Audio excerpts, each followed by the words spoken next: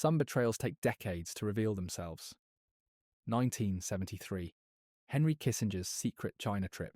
A young CIA analyst named Michael Pillsbury is tasked with helping China modernize its military to counter the Soviet Union.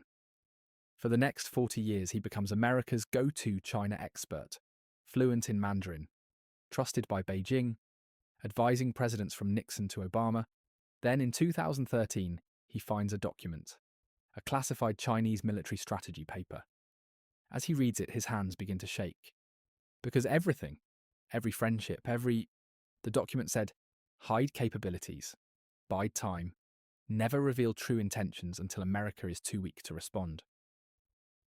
And then Pillsbury realized, for 40 years China had been playing him, playing all of America, and the game was almost over. Who is Michael Pillsbury, and why should you believe anything he says about China? Most China experts fall into two categories: academics who've never worked in government, or politicians who rely on talking points. Pillsbury is neither. His credentials: 1973 to 2015, 40 plus years, as CIA analyst and Pentagon advisor. Fluency: Mandarin Chinese, reads classical texts. Access: advised 6 US presidents, Nixon through Obama. Network: personal relationships with Chinese military strategists. Clearance top secret, CI special. Compartmented information. In other words, if anyone knows China's true strategy, it's him. But here's what makes his story devastating. He wasn't a China hawk. He was a panda hugger, someone who believed in Chinese-American partnership. He spent decades helping China get stronger, thinking it would make them a responsible partner. Then he discovered he'd been wrong, catastrophically wrong. Let's rewind to where this marathon began. March 2nd, 1969. Zhenbao Island, Ussuri River, Sino-Soviet border. Soviet and Chinese troops clash. Casualties on both sides. The Sino-Soviet split, once ideological, has turned violent. The communist world is fracturing. In Washington, Nixon and Kissinger see an opportunity. What if we ally with China against the Soviets? Classic balance of power politics. The enemy of my enemy is my friend. The logic seemed flawless. Soviet Union equals existential threat to America. China equals poor, backward, barely industrialized strategy. Strengthen China to keep Soviets distracted. Nobody asked, what happens when China becomes strong enough to not need us anymore? Young Michael Pillsbury, fresh CIA analyst, receives his assignment. Help China build up its military capabilities, share intelligence on Soviet positions, facilitate weapons technology transfer, make China strong enough to tie down Soviet forces in Asia. Pillsbury's reaction: this is brilliant strategy. We're using Chinese manpower to contain Soviet expansion, and China's so far behind, it'll take them 50 years just to catch up to 1950s Soviet technology. For the next decade, America pours resources into China. Technology transfers, radar systems, communications equipment, defensive weapons, intelligence sharing, on Soviet military movements. The thinking: China will be grateful. They'll remember we helped them. They'll become a responsible stakeholder in the international system. What nobody considered: China has a 5,000-year history of strategic deception, and they were about to play the longest con in human history. Here's where ideology and culture collide, and America gets blindsided. American strategic thinking: time horizon, 2 to 4 years. Election cycles. Philosophy: win-win partnerships, mutual benefit. Negotiation style: direct, legalistic, contract-based. Victory definition: dominate through overwhelming force. Americans think, if we're nice to China, help them develop, integrate them into global economy, they'll become like us: democratic, cooperative, status quo powers. Time horizon: decades, even centuries. Philosophy: zero sum, one rises, one falls. Negotiation style: indirect, deceptive, patience-based victory definition. Win without fighting, Sun Tzu's ultimate achievement. Chinese strategists were reading texts Americans didn't even know existed.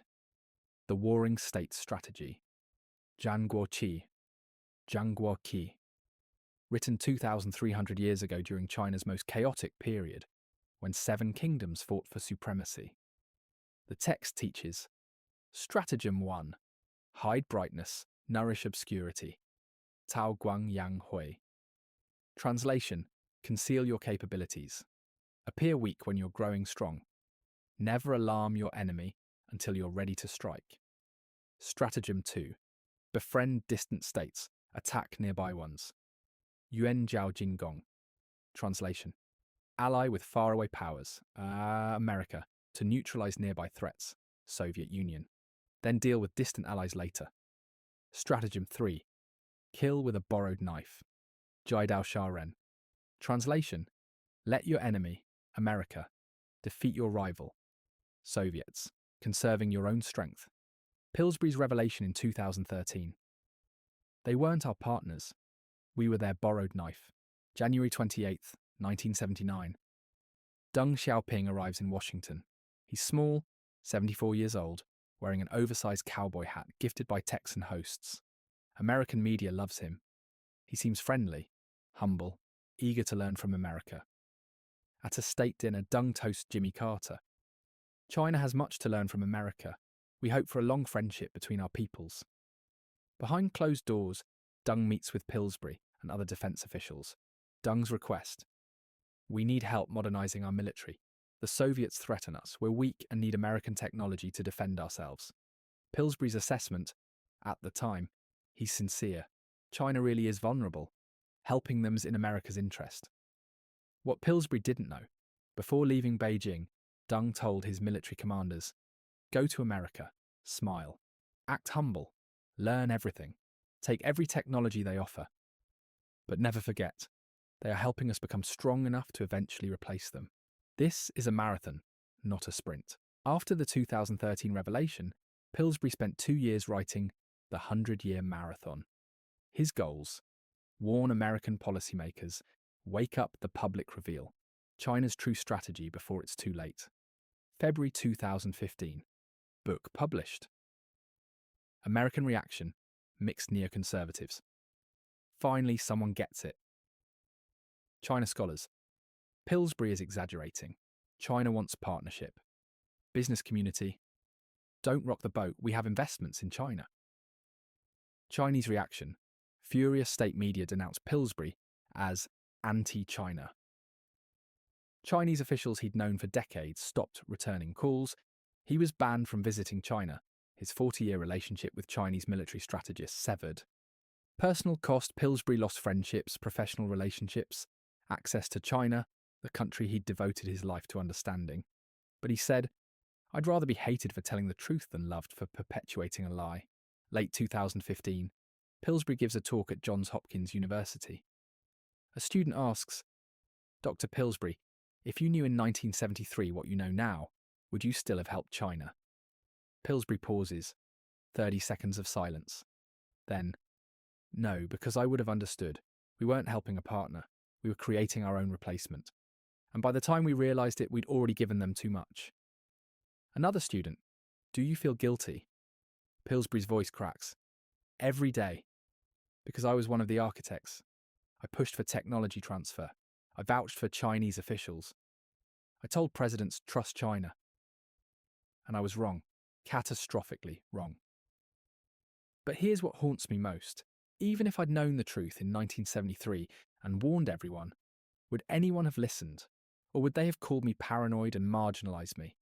Because that's what happened to the people who did warn us. We didn't want to believe. Because believing would have required us to confront an uncomfortable truth. Maybe China never wanted partnership. Maybe this was always a zero-sum competition. And we spent 40 years pretending otherwise. Personal cost.